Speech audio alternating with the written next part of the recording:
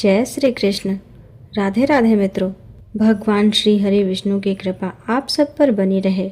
आज की इस वीडियो में आप श्रीमद् भागवत गीता के 15वें अध्याय का श्रवण करेंगे। ओम परमात्मने नमः।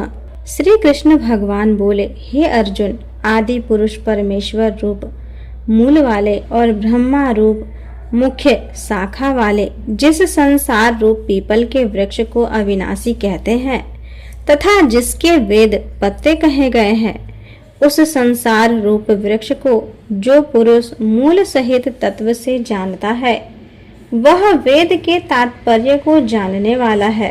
हे अर्जुन, उस संसार वृक्ष की तीनों गुण रूप जल के द्वारा बढ़ी हुई एवं विषय भोग रूप कोपलों वाली देव, मनुष्य और निर्यक आदि योनि रूप शाखाएं नीचे और ऊपर सर्वत्र फैली हुई हैं तथा मनुष्य योनि में कर्मों के अनुसार बांधने वाली अहंता, ममता और वासना रूप जरे भी नीचे और ऊपर सभी लोकों में व्याप्त हो रही हैं।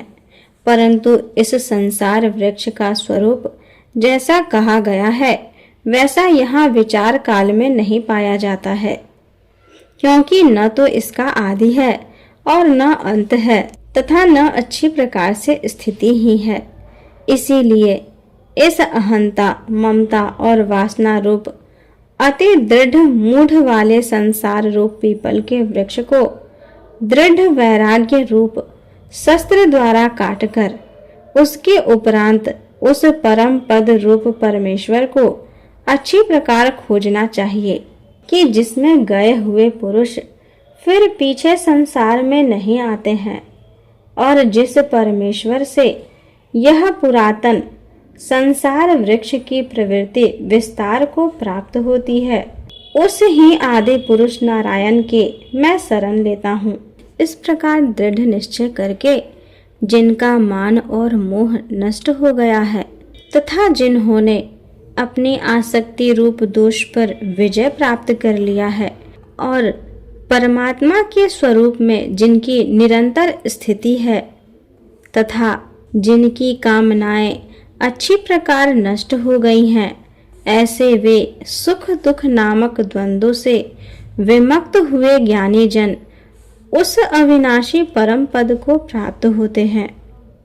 उस स्वयं प्रकाशमयी परम पद को न सूर्य प्रकाशित कर सकता है, न चंद्रमा और न अग्नि ही प्रकाशित कर सकता है तथा जिस परम पद को प्राप्त होकर मनुष्य पीछे संसार में नहीं आते हैं, वही मेरा परम धाम है।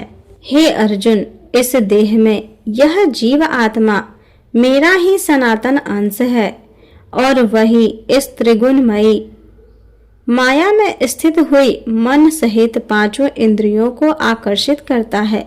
कैसे कि वायु गंध के स्थान से गंध को जैसे ग्रहण करके ले जाता है, वैसे ही देहादिकों का स्वामी जीव आत्मा भी जिस पहले शरीर को त्यागता है, उससे इस मन सहित इंद्रियों को ग्रहण करके फिर जिस शरीर को प्राप्त होता है उसमें जाता है। उस शरीर में स्थित हुआ यह जीव आत्मा श्रोत्र, चक्षु और त्वचा को तथा रसना, घ्राण और मन को आश्रय करके अर्थात इन सब के सहारे से ही विषयों को सेवन करता है। परंतु शरीर छोड़कर जाते हुए को अथवा शरीर में स्थित हुए को और विषयों को भोगते हुए को अथवा तीनों गुणों से युक्त हुए को भी अज्ञानी जन नहीं जानते हैं। केवल ज्ञान रूप नेत्रों वाले ज्ञानी जन ही तत्व से जानते हैं, क्योंकि योगी जन भी अपने हृदय में स्थित हुए इस आत्मा को यत्न करते हुए ही तत्व से जानते हैं। और जिन्होंने अपने अंतःकरण को शुद्ध नहीं किया है, ऐसे अज्ञानी जन तो यत्न करते हुए भी इस आत्मा को नहीं जानते हैं। हे अर्जुन, जो तेज सूर्य में स्थित हुआ संपूर्ण जगत को प्रकाशित करता है तथा जो तेज चंद्रमा में स्थित है और जो तेज अग्नि में स्थित है, उसको तू मेरा ही तेज जान। और मैं ही पृथ्वी में प्रवेश करके अपनी शक्ति से सब भूतों को धारण करता हूँ और रस स्वरूप अर्थात अमृत में चंद्रमा होकर संपूर्ण औषधियों को अर्थात वनस्पतियों को पुष्ट करता हूँ तथा मैं ही सब प्राणियों के शरीर में स्थित हुआ वैश्वानर रूप अग्नि होकर प्राण और अपान से युक्त हुआ 4 प्रकार के अन्न को पचाता हूँ और मैं ही सब प्राणियों के हृदय में अंतर्यामी रूप से स्थित हूँ तथा मेरे से ही स्मृति ज्ञान और अपोहन होता है और सब वेदों द्वारा मैं ही जानने के योग्य हूँ तथा वेदांत का कर्ता और वेदों को जानने वाला भी मैं ही हूँ। हे अर्जुन, इस संसार में नाशवान और अविनाशी भी यह 2 प्रकार के पुरुष हैं।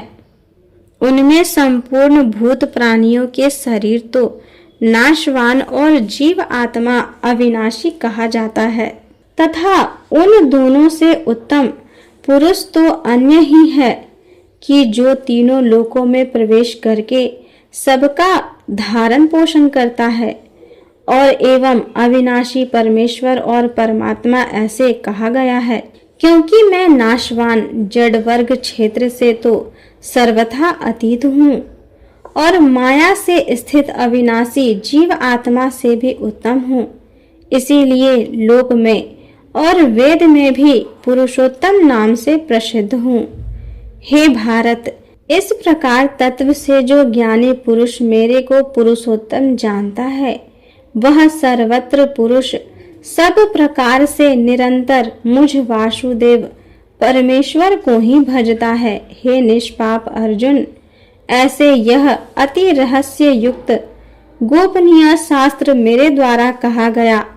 इसको तत्व से जानकर मनुष्य ज्ञानवान और कृतार्थ हो जाता है अर्थात उसको और कुछ भी करना शेष नहीं रह जाता। इस प्रकार श्रीमद् भागवत गीता में पुरुषोत्तम योग नामक 15वां अध्याय संपूर्ण हुआ। इस अध्याय में भगवान ने अपना परम गोपनीय प्रभाव भली प्रकार से समझाया है। जो मनुष्य उक्त प्रकार से भगवान को सर्वोत्तम समझ लेता है फिर उसका मन एक क्षण भी भगवान के चिंतन का त्याग नहीं कर सकता, क्योंकि जिस वस्तु को मनुष्य उत्तम समझता है उसी में उसका प्रेम होता है और जिसमें प्रेम होता है उसी का चिंतन होता है। अतएव सबका मुख्य कर्तव्य है कि भगवान के परम गोपनीय प्रभाव को भली प्रकार समझने के लिए नाशवान क्षणभंगुर संसार की आसक्ति का सर्वथा त्याग करके एवं परमात्मा के शरण होकर भजन और सत्संग की ही विशेष चेष्टा करे। धन्यवाद।